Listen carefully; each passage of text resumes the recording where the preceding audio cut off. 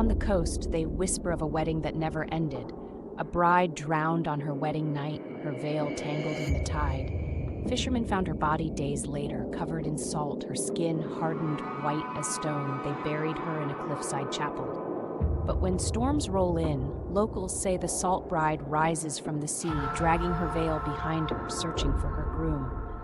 Elena didn't believe it. She came to photograph the ruins of the chapel, perched above waves that pounded like war drums. The place smelled of brine and rot, pews eaten by salt air.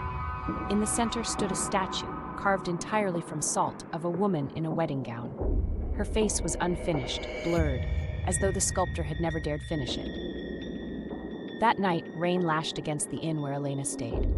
Through her window, she saw something on the beach.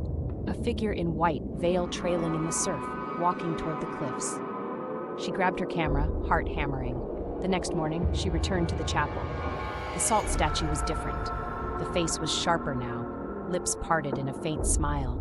Crystals glistened on the floor like flakes of skin. That evening, she woke to dripping. Her walls wept salt water, pooling at her feet. In the corner of her room, a veil dragged slowly across the floor.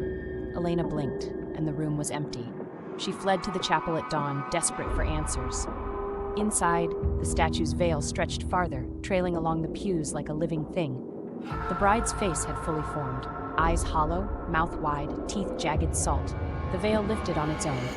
Beneath it stood the salt bride, skin glittering with encrusted crystals, lips splitting as brine spilled from her mouth. She whispered in a voice like waves grinding bones, "Be mine." Salt crust spread across the floor, crawling up Elena's legs, burning into her skin. She screamed, struggling, but the veil dropped over her head. Darkness. Salt water filled her lungs. Days later, villagers found her camera washed ashore.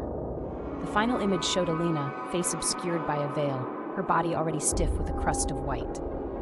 Back in the chapel, the statue had changed again. Now 2 figures stood side by side, crystallized in salt, the bride smiling and beside her the groom.